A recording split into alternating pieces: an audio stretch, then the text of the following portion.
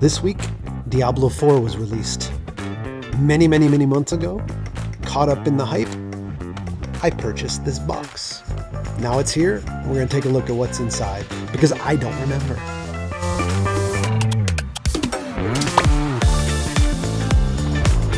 Hey everybody, Kevin here. Today, we've got this amazing looking thing that incidentally I spent too much money on, but I wanted to open it up, see what's inside. Diablo 4 arrived this week officially in 1997. I was in college and I worked at Walden Software, the software store at the mall. And this new game was coming out and I got it for like $5. So I thought I'd take it home and try it along with a couple of my coworkers. First of all, I had like a 28.8 kilobaud modem that occupied a phone line in my college apartment. And you've all heard the noise before, I think. Had to connect the modem. Did BattleNet exist back then? I'm not sure. We had to connect and then you had to friend up. It was my first online multiplayer experience. And it was just awesome. I lost a lot of sleep playing that game. We played all hours. My roommates got annoyed that I occupied the phone line. I don't know who they were calling. I don't think they were calling anybody ever, but they didn't have the option to call while I was playing games. So that annoyed them. Although eventually at least one of them started playing Diablo. What I love so much about Diablo 1 was, for those who don't remember, you had to go down further and further into the dungeons below Sanctuary. And I think there were 8 levels maybe. And they got progressively harder. And the cool thing about multiplayer is or I guess even single player, if you died, let's say you made it to like level 6 and you died, all of your loot, all of your gear, everything was lost. It just sat there by your body. And the cool thing with multiplayer is your friends could guard it for you. Your friends could help you get back down to that level. You basically had to start over in a way because you had no gear. You weren't going to get down there on your own. So just that fear of losing all of your stuff further and further underground and needing to get back there. I tense up just thinking about it. Like, it was so real and so visceral. And I remember to this day, like, the fear that someone was going to pick up the telephone and disconnect my modem, or, internet was not super reliable back then. So that there could be any number of reasons why you would lose your connection and lose all of your stuff. I think if your friends were in the game, that was reduced because you could join back up and they would still be there. And the people I played with, my buddy that I worked with was a legit gamer and was always like 20 levels more powerful than I was. I remember those days fondly, and Diablo 1 was really the first PC game that really just got me into gaming at all. And from there, it was Age of Empires and Pharaoh and a lot of real-time strategy, but Diablo is what I consider like my first online multiplayer game in the early days of the internet. And so it holds a special place. And so Diablo 2, I bought Deluxe Edition and was thoroughly disappointed. Not because there's anything wrong with the game, it's just I wanted more of Diablo 1 in that sense of going further and further and further underground. And Diablo 2, as I recall, spread the world out a bit. It wasn't just all about going deeper and deeper and deeper. It was more spread out, and I didn't care for that. Like that wasn't the draw for me. That sense of claustrophobia and going deeper and deeper underground, that was the draw for me. But Diablo 4 is out.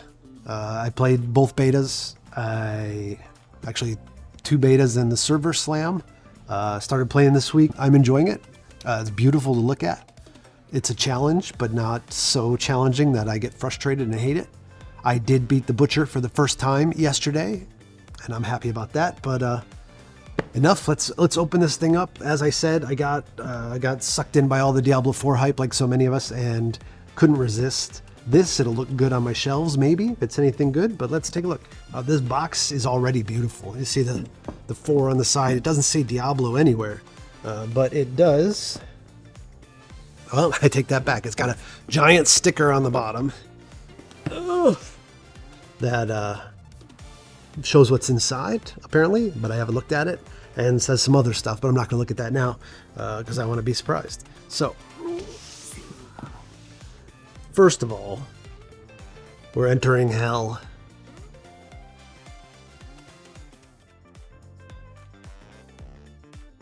I think this is going to open like this. Oh.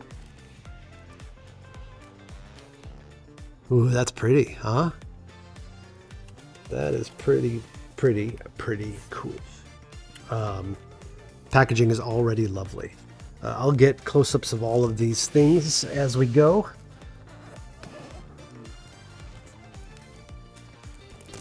First, we've got artwork.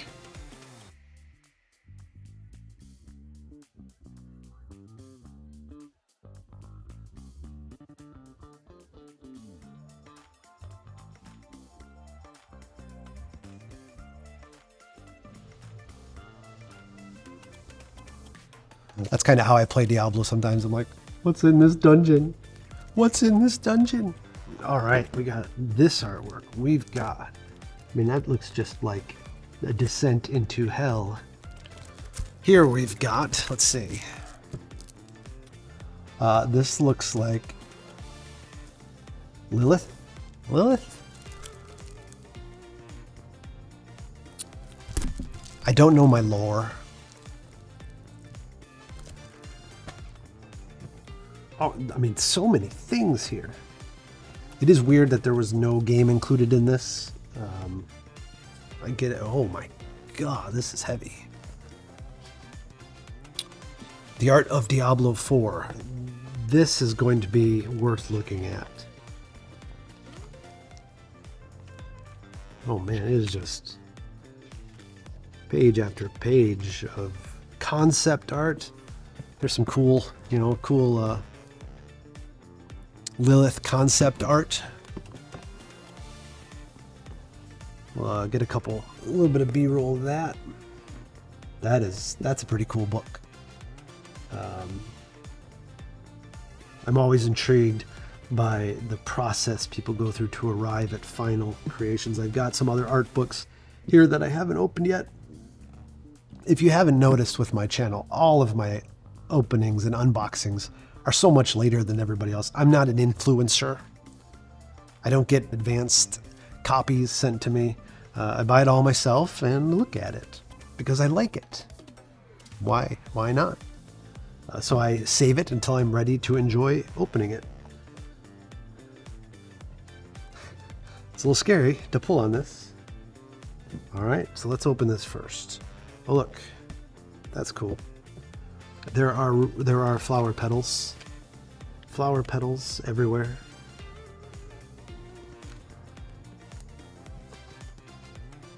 Which, if you've seen any of the Diablo cinematics, you'll know that that is a common theme.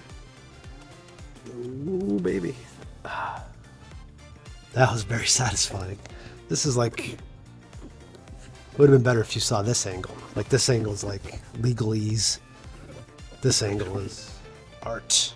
Art! Okay. Let's see.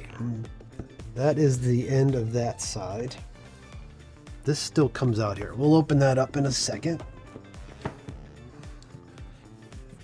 This whole thing seems to pop out, but there's something hidden in here. I can feel. Oh.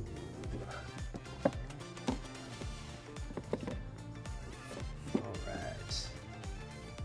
We have this thing. I don't know what this thing is. It looks like, as a sorcerer, the top to one of my staffs, but I don't think that's what it is. Maybe a pin of some sort, but why on earth would I take it off the cool backing? All right, that's cool. I mean, with something like this, the unboxing is 90% of the experience, right? Like,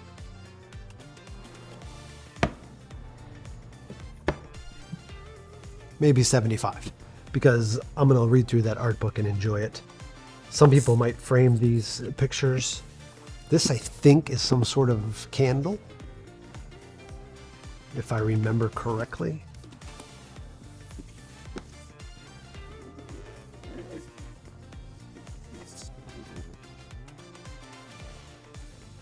It's like opening a chest in the game and you don't know what's going to come out. All right. In all fairness, this looks like something I printed as a kid in print shop.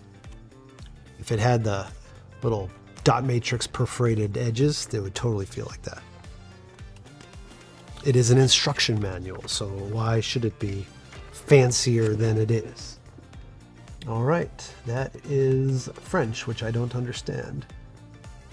That would seem to be German, which I don't understand. That is probably Chinese or Mandarin, or some other Asian language that I also don't understand, sadly.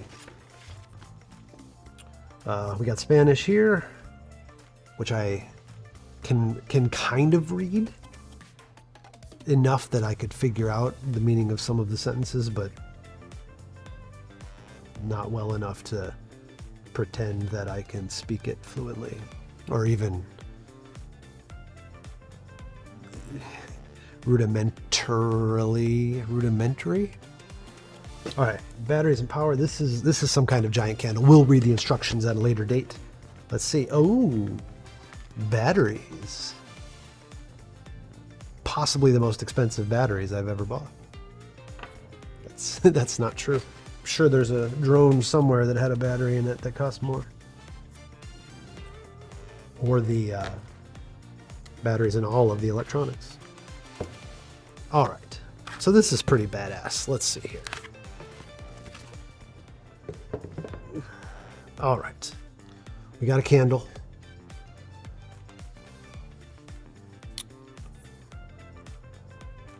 I can't decide. I mean, this is cool. This is ornate. This is going to sit on the back shelf somewhere, right? Why not? I know this thing lights up. I probably need a screwdriver that I don't have.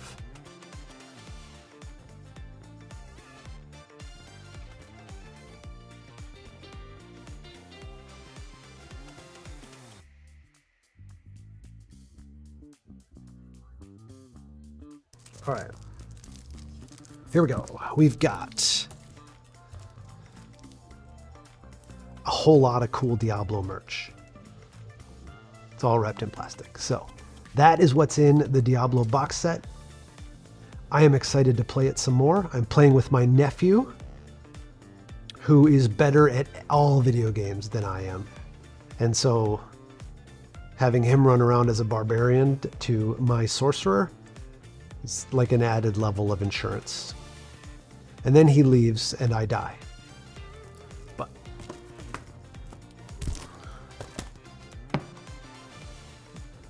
I got one other thing. What did I do with it? Hold up.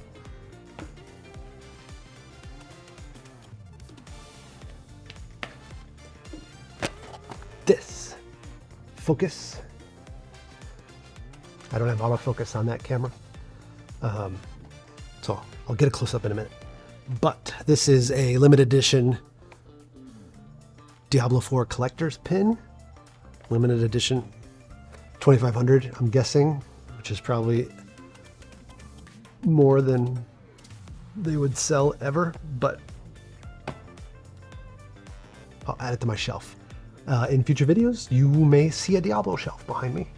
Or maybe I'll mix it with, you see right over here, I've got a little No Man's Sky ship. No Man's Sky was the game that got me back into PC gaming after a long hiatus of console-only stuff. But the idea of No Man's, and there are all kinds of issues and arguments and debates about the early days of No Man's Sky, but I loved it on day one. It was awesome.